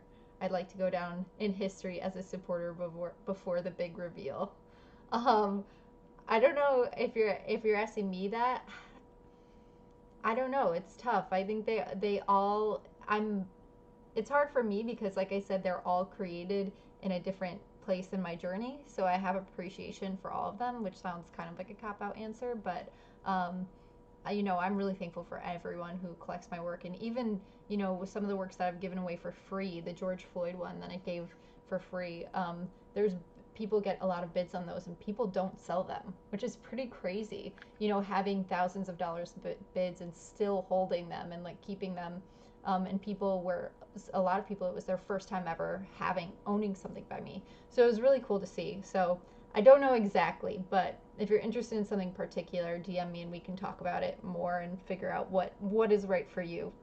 Um, I'll answer for you though. No, I'll okay. answer for me for you, Yeah. which is pick up yours truly, obviously. Yeah. That's a hard one to get hands on. That's for Oh, it sure. is. They all are though. Let's Yeah. be serious. But yeah, yours truly. All right, there you go. Alan said try to pick up a yours truly. Awesome. Well, this was so amazing. Thank you again. I'm so appreciative of your time, and I know you guys are so busy with everything, but I hope that this video, people are gonna look back on it, and when you guys have a million things under your umbrella at Dapper Labs, and when you become an artist and all these things, they're gonna look back at this and be like, wow, at that moment they were having 100,000 users, and now Dapper Labs has brought NFTs to a billion people. So I think it'll be pretty cool to look back on for people as well. And just thank you so much for sharing all that you did. Oh, thank you very much, Josie. It was great to get to chat with you. Sorry I talked quite so much. No, no, that's the Would have point. been better to be more of a conversation, Oh, it but was. I can't shut up sometimes.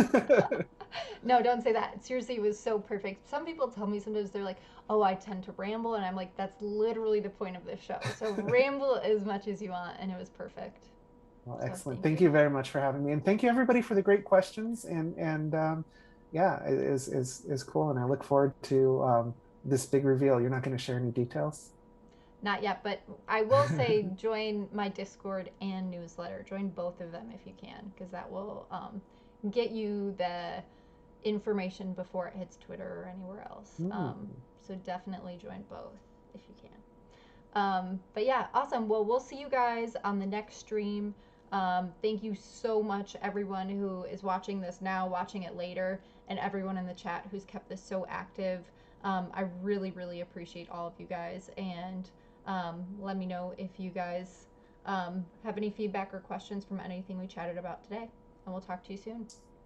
Bye, guys. Bye. Okay, stay on.